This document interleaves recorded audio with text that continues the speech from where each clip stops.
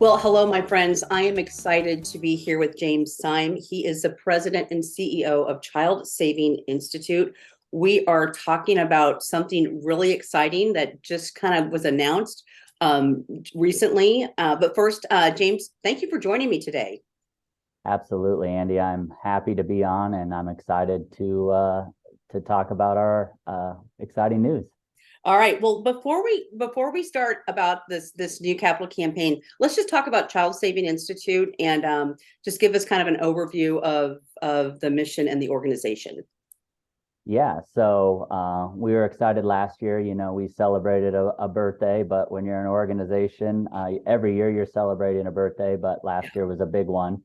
So providing services in the community for over 130 years, doing many different programs and services. And I think, like most nonprofits, we're really diving into our 2022 data and the amount of need that we had seen, and those that we're serving. And I think it's good that we are there to respond to the needs of children and families. But our initial look at our data shows that it was the largest number of children and families that we had impacted in the last 15 years. And so, lining up with what we're wanting to do with expansion, because the need is certainly there, and we're trying to be ready as an organization to meet that need how we can through mental health services, child welfare, early childhood education, our prevention services out in the community, and the youth that we work with in our juvenile justice program.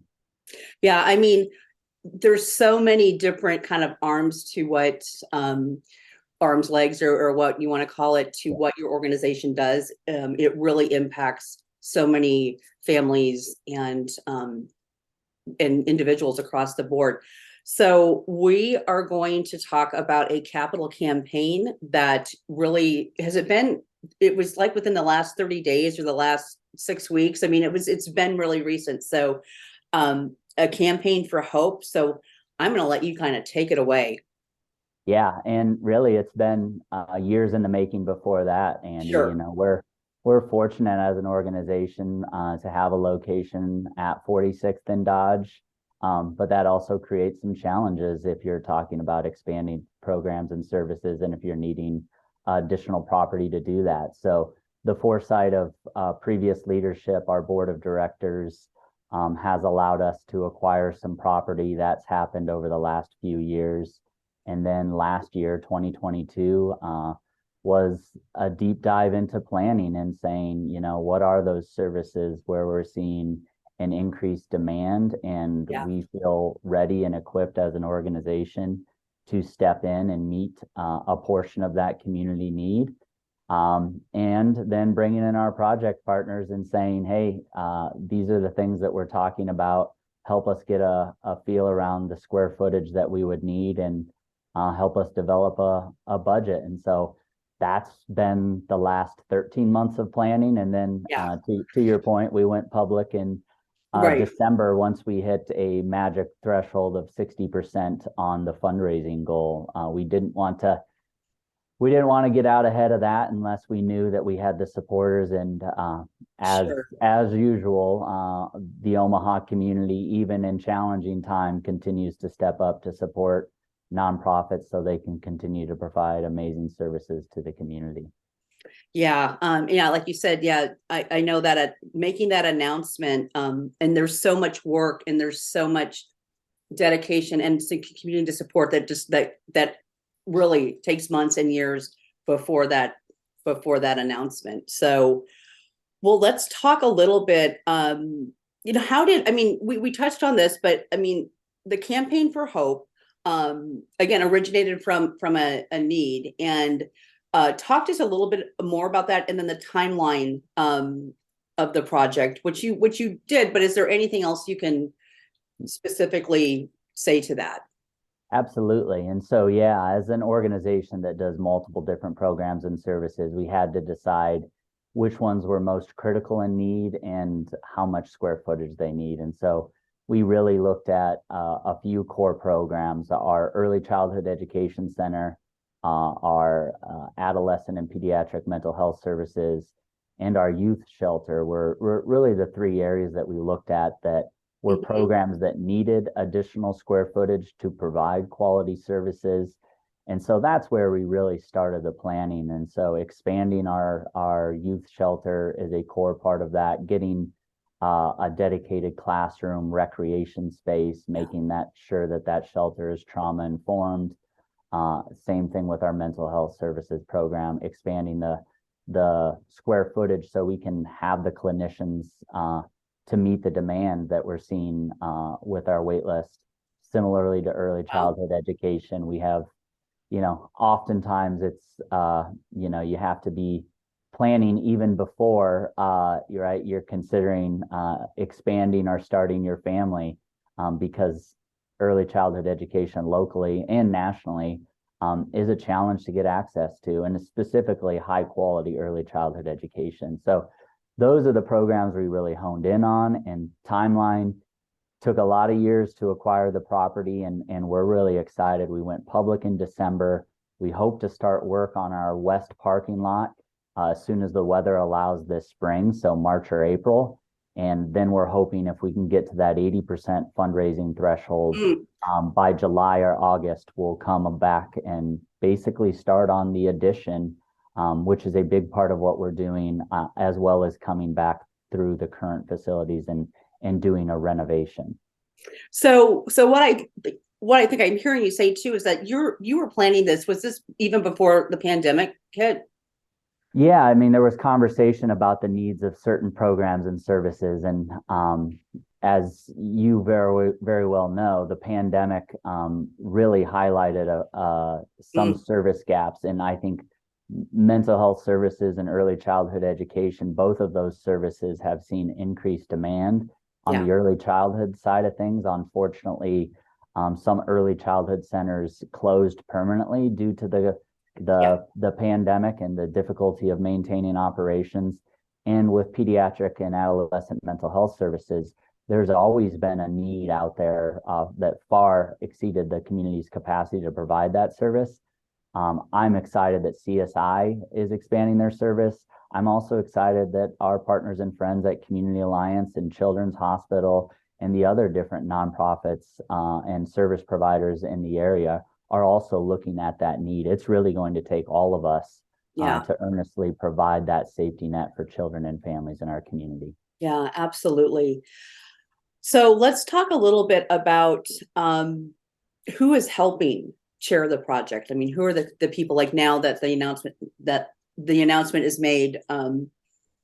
Yeah, go for it. Two forces of nature who have long histories with CSI. So Melanie Hecker, which has a personal story that's very close to CSI. She will tell it far better than I am, but she was adopted through CSI, has been on our board, has been on our guild, has been on our foundation board, has chaired fundraisers, has really been a piece of the fabric and glue of CSI for a long time. And then Cindy Hyder as well, over 20 years of volunteerism to CSI, starting in a program that she says was, back then we called it the Mama and Me program. Today we call it the Teen and Young Parent program.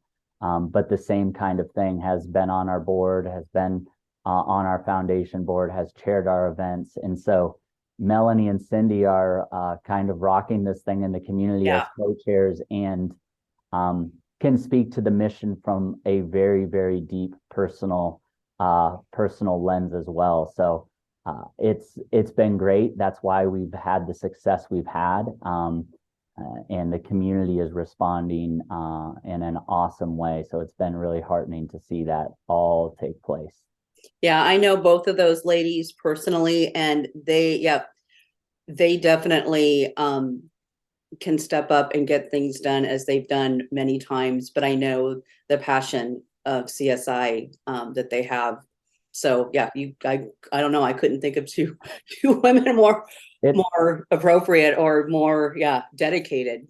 Yeah, you can't really write the story for better advocates for our mission, because it really is, just look at the history and time that they've put in. And the number of calls, emails, meetings that we've had over the last 15 months to make sure that we get to that 60%. Like you said, you go public, and if you don't dig into the details, people say, oh, well, that's nice. There's a lot of time that goes into that, a lot of relationships, a lot of late hours. And so it's really nice to have such amazing volunteers who really, I don't have to force them to say great things. They love CSI for all the right reasons, and it's been fun. It's been fun. Yeah. So let's talk a little bit. So we've talked about you're hoping to have 80% by the summertime. Yep. And then looking ahead to that, further out than that, can you give us a little bit kind of more of a schedule or what you're hoping to happen? Yeah. So yeah, first and foremost, we're going to maintain all of our programs and services and operations while we're doing this, which is critically important to the needs of those children and families. And so by the time we start construction, July or August, it's going to take around 15-ish, and I'll say ish, as you know. These projects and these schedules, once we get it really hammered out, that is the schedule we're going to stick to. But at this point in time, I'll say ish. So you should see late 2024, early 2025. Everything should be done. But over the course of that 15 months, we're going to start with the addition. And so there'll be about a 57,000 square foot addition to our building. Wow. The goal is to complete a lot of that work. And then once that work's complete, we'll move some of our programs and services in as soon as we can get approval to do so. So you'll see our youth shelter move over to that new facility. You'll see our outpatient mental health services move over to that facility. And then we'll come back and we'll go through the existing building, the roughly 50,000 square foot that we're going to update. And some of that is more extensive renovations, and some of that is just paint, lights, carpet, all the things that, over, 17-ish years of providing services need a little TLC. So we're using this opportunity to get some of that right. So hopefully we are celebrating with the community at the latest first quarter of 2025, hosting open houses, bringing you in and, showing you the space. But even before then, we're going to start providing services in that new space as soon as we're able to, because frankly, we need the space available to renovate, and the community has a demand for those services. So we're trying to get everything online as soon as it's possible. So I think I'm understanding you say that the building that you're in now, that opened up 17 years ago. You've been roughly, right? So 2007-ish, it was a kind of a phased renovation. This building really is going to become, I don't know, it's a transformer building. It was the old Safeway grocery store. Yeah. In 2007, we expanded the footprint of this building, and now we're expanding into doing so. It's interesting, but we're due for a renovation just from being in this facility. And then as we're expanding certain programs and moving things around, just the adjacencies and the needs of those programs, our front door literally will change, right? So no longer will our front door be at 46th and Dodge. We will have an entrance off of Douglas Street, which we think that's an enhancement. Our front parking lot can get a little tricky during busy hours, and we think we have a nice pickup and drop off for our families using our early childhood education center, nice access for those folks using our outpatient pediatric and mental health services. So we think not only are we expanding services, we're getting some of those access pieces that were a little tricky right as well. Yeah. And I think I bring that up too because I remember 2007, and I remember, I remember being there and photographing and as things kind of continued to unfold and the different pieces that you added. So, wow, this is really exciting. And again, for the community, and also just for that you're going to be able to help so many more. And, when you have a waiting list, like you said, you want to help those people, but sometimes you just logistically can't. So Yeah, You absolutely need the facilities. We are really excited, to expand the Mary Holland campus, and yeah, the Hollands is part of that expansion in 2007. They're part yeah, of this expansion now. But you're right. We need the facilities to provide the services for those programs and services that we're growing. Absolutely. And so it takes you got to pay attention to that. And it, again, thoughtful leadership on behalf of CSI's yeah, part to acquire properties over the course of years. Some of those were multiple years worth of conversations, even yeah. to get to the point of acquisition, because acquiring property on Dodge is complex, and Mm, I it's can't even imagine. very valuable real estate, and we want to make sure that we take advantage of that location for the children and families we serve. Being on the orbit line is very important. Being near where the city is planning additional transportation infrastructure, hopefully that really positions CSI strongly to make our services accessible to anybody who needs them. Yeah. Well, we have about a minute left. Uh, Talking a little bit about the partners working on the project. I mean, we talked about Melanie and Cindy. Other partners you'd like to give a shout out and say a little bit about? Yeah, absolutely. We've been really excited to be working with our friends over at TAC Architects, Kiewit, Project Advocates. They've been great on the project team. We brought them all together pretty early on, so everybody had their arms around it. And then, the community as a whole, right? You don't get to 60% of $46 million Wow. without a lot of people stepping up and partnering and believing in our work. And that's what really we're going to need to push this thing over the edge. So it is, we are a nonprofit. We view that's a community resource, and the community has responded. And we have a great team that's working on the actual project, and a great community that's helping support us. Well, I do want to ask you this question before I let you go. How can the community that we just heard the announcement, how can we learn more, and then how can we get involved? Absolutely. The best way is just to drop into our website, childsaving.org. You'll be able to find all sorts of information about CSI, about the Campaign for Hope. And if you have questions, people can reach out to me specifically, our marketing director, Chelsea Haas. Either of us will be happy to bring you in for a tour, sit down for a conversation, Yeah. hop on a virtual meeting. So really go to our website, childsaving.org, and click around, reach out, just ask the question. We would welcome anybody who's curious.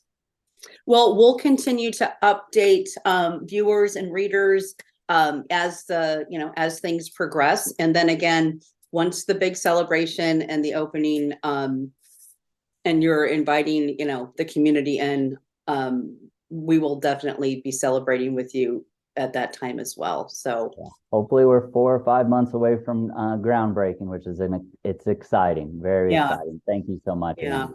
Yeah, James, thank you so much. And again, folks, childsaving.org to learn more information. I encourage you to go there and learn about the campaign and then other events they have going on throughout the year. So, James, thanks again. So great to see you.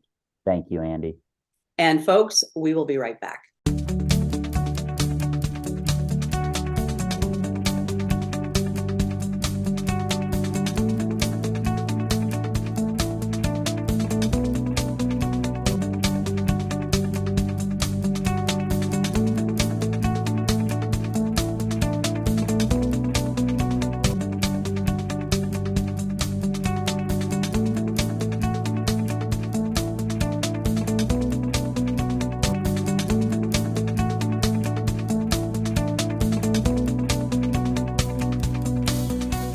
Well, hello, my friends. I am excited to be here with Gwen Howard and Sarah Howard. Both these young ladies are the Heat the Streets co-chairs. Gwen is on the M.U.D board and Sarah is on the OPPD board. Ladies, thank you so much for joining me today.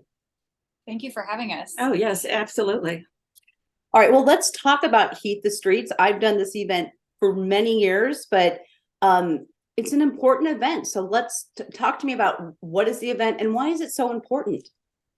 So the Heat the Streets Run Walk for Warmth is just that. It's a run and walk to raise money for utility assistance for families who are struggling in our communities.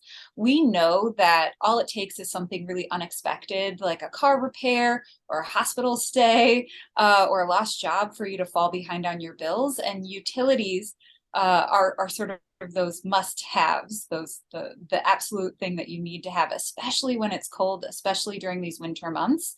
And so we don't want our customers at OPPD, and I know my mom doesn't want her customers at M.U.D to have to choose between putting groceries on the table or getting needed medications or paying their utility bills. And so that's really what the Heat the Streets Run Walk is raising money for. Yeah, again, it is so important. So next question is, has recent inflation in this economy in general impacted the need for assistance in our community? I think that one falls to me. And, none of us can escape the fact that inflation is taking more money every day from all of us, but that's not the only factor. We're also seeing issues such as a pandemic relief running out, and there's just a decrease in general funding for resources such as what we have for our programs. And I'm going to give you a few facts and figures here that may be significant to you. In total, M.U.D's home fund dispersed $1,860,000, more than that actually, in assistance to 544 households in this past year, 2022. And OPPD's Energy Assistance Fund dispersed over $303,000 to 929 households. I don't want to stumble through any of these. Sure. The past year in 2022. And through this year's Heat the Streets, we're really hoping to boast the funding so that utilities have more resources available to help people. It's as simple as that. It's as simple as people, as Sarah said, the basic requirements: staying warm, being able to turn on your lights.